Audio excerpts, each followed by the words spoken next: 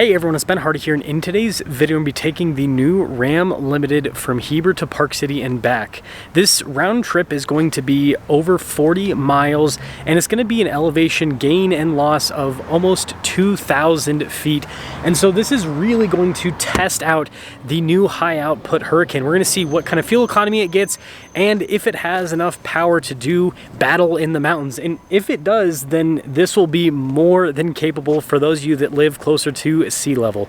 With that being said, I want to give a huge shout out and thank you to the Karl Malone Dodge Ram here in Heber for giving me some time with this truck. This particular one is available for sale, so if you're interested, link to their website in the description down below. Link to my car buying guide as well. Let's get into it.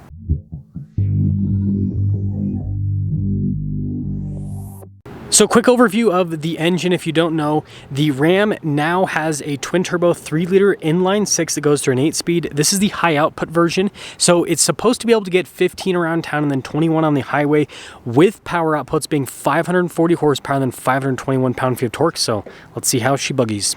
So we are starting off on our grand journey, and I wanted to show some of this in-town stuff to show you guys kind of like the low end side of things for this high output engine. Again, if you look at the high output versus the low output, there is a torque difference, but the biggest difference is actually the horsepower. So it'll be interesting to see if this feels any better on the low end. The standard output's 469 for the torque. This is 521. So again, that's a difference, but the horsepower difference is like 100 horsepower more than that, 120 horsepower. So it's a much bigger difference. I will say, driving around a Ram Limited is so nice. It's very, very smooth, and it's quiet. Really good insulation too. They've done a good job with the cabin insulation and all of that. It's just such a comfortable truck. It really is a luxury car with the air suspension. And the thing that I'm most interested to see is if this gets the same fuel economy as the low output, then I'm not saying that's a death sentence for the low output, but it's like, why get the low output? Why not just get the high output, right?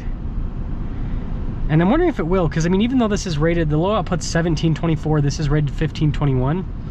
Sometimes in the real world, when you have a vehicle that has more power, real world fuel economy just ends up being better. But yeah, so far this just kind of like low speed stuff, it does really good. It's got great torque. I mean, you can see I'm shifting at barely above 2,000 RPMs. Now, given not super high speeds, but still it's really smooth, and there's like no noise from the engine. That's another big thing about this, is the engine's just super quiet. Some of you are gonna miss that nice Hemi rumble, and yeah, I definitely miss it. But this ain't bad. This ain't bad. So things have finally opened up a little bit, and so far this seems to be just as economical as the regular engine. The torque on the low end, you do feel a little bit of a difference, not as much as you'd think given the torque difference, but there is some perceivable difference with them. But I think, again, when I did that comparison side by side, the biggest difference felt like on the high end. Like, this engine feels like it revs up a little bit quicker compared to the low output, and then on the, you know, top end also just pulls a bit harder as well.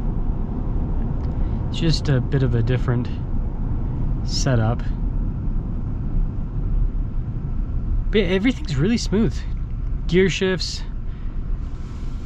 power delivery, and obviously the suspension with this limited package. I will say it's interesting to see the changes.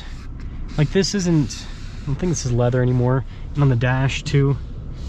My guess is real leather starts, if you don't get window tint or garage your car, real leather starts to kind of, you know, shrink and kind of pull up on the dash over time. So I wonder if they went for this because enough of the trucks had that, and this stuff, this synthetic stuff, doesn't have the same problems. But look how smooth this is. It's so nice.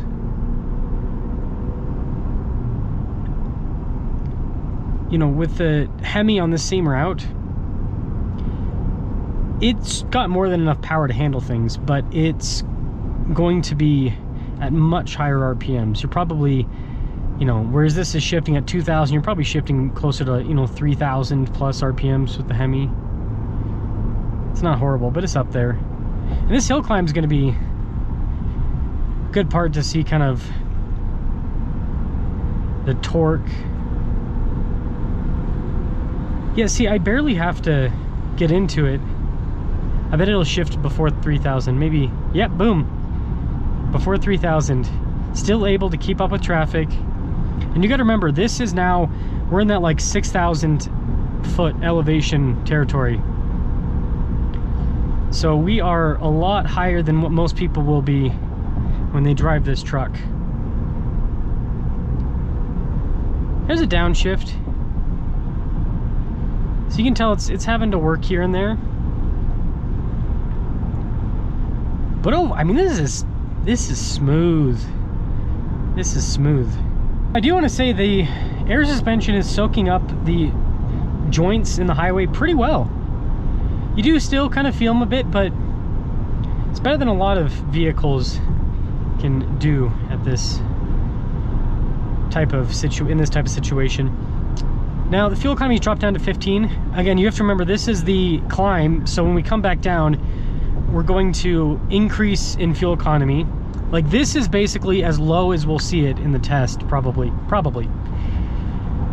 And so that's impressive. I will say that is impressive.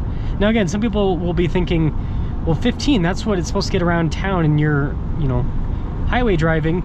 And that's true, but also we're climbing 2,000 feet and we're at higher speeds and we're at high elevation. Like, this is putting more stress on the engine than it will probably experience with most owners. And the thing I thought was funny is when I did this test and the standard output, a lot of people were critical of me and said that I shouldn't be doing these tests at such high elevation, the fuel economy test, because it's not relatable for most people. And it's like, well, wait a second.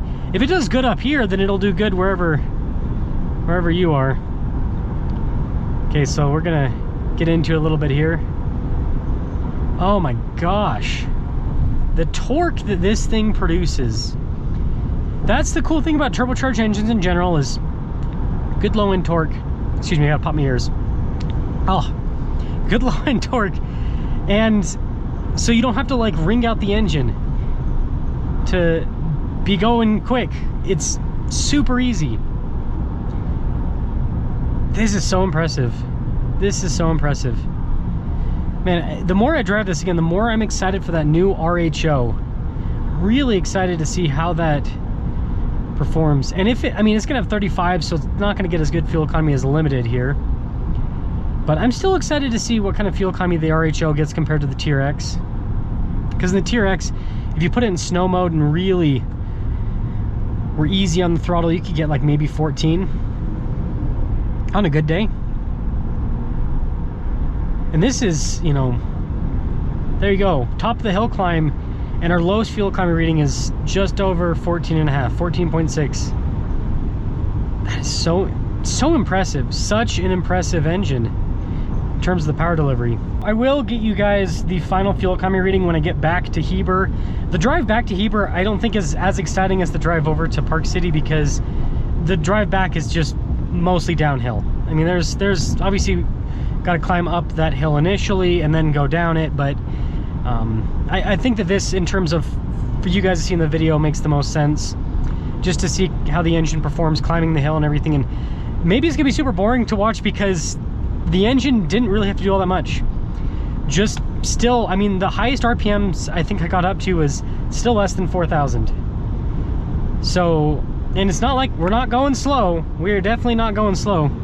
Like, there's a Tacoma behind me towing a trailer, and I'm sure that thing is bouncing off the rev limiter, and ooh, it slows down quite a bit here, bouncing off the rev limiter and just struggling quite a bit to keep up to pace.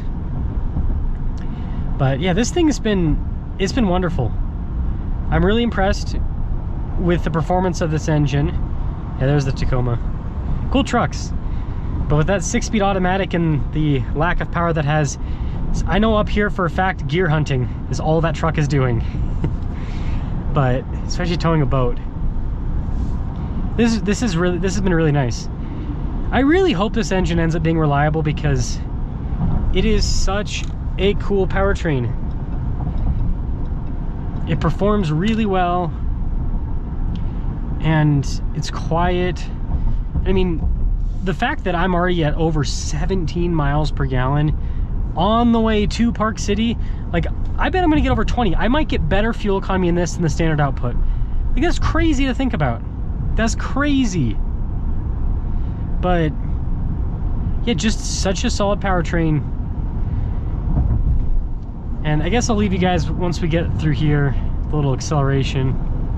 Looks like they might be wide. Are they widening the road? Hard to tell. Might just be doing some work. Might be widening it. Makes sense. Gosh, and over the bumps and everything, the air suspension handles it all really well. Again, as long as that system ends up being reliable, air suspension's been known to be a little bit finicky. Gosh, I gotta pop my ears again. Elevation changes. Fun to deal with. And I'm fasting today, so it's gonna be real tough on the body. Okay, so what we'll do here, let's get over a couple. This trailer mirrors help out a massive amount. Let's make sure this Maverick's not gonna, okay. I just wanna punch it.